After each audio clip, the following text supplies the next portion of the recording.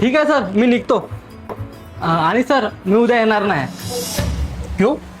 रजनीश, तुम्हें पता है ना ऑफिस में कितना वर्कलोड है, टारगेट पूरे नहीं हो रहे और तुम छुट्टी लेने की सोच रहे हो। तुमचं बरोबर आहे सर, पण उद्या महाराष्ट्र दिन आहे ना, तो साजरा करायला जायचा आहे। महाराष्ट्र दिन?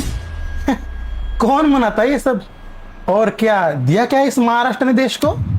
महाराष्ट्राने काय दिलाय? The great warrior Chhatrapati Shivaji Maharaj महाराष्ट्राने दिलाय। एवढंच नाही, क्रिकेटचा God master blaster Sachin Tendulkar सुद्धा या महाराष्ट्राने दिलाय।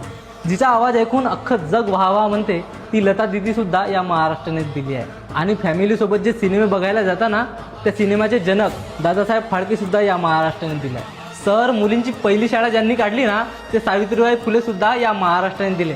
आणि सगळं देश ज्या घटनेवर चालते ना, ते डॉक्टर बाबासाहेब आंबेडकर सुद्धा याच महाराष्ट्राने दिले आहे। ठीक है मान लिया, लेकिन महाराष्ट्र हो या ना हो क्या फर्क पड़ता है, देश तो दिल्ली ही चलाती है ना।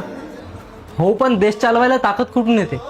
देशाची आर्थिक राजधानी मुंबई इथूनच रिझर्व्ह बँक इंडिया देशाची अर्थव्यवस्था सांभाळते, जिथे बॉम्बे स्टॉक एक्सचेंज आणि नॅशनल स्टॉक एक्सचेंज दर सेकंदाला कोट्यावधीची उलाढाल करते, जिथून बॉलिवूड संपूर्ण जगाला या भारताची ओळख करून देते।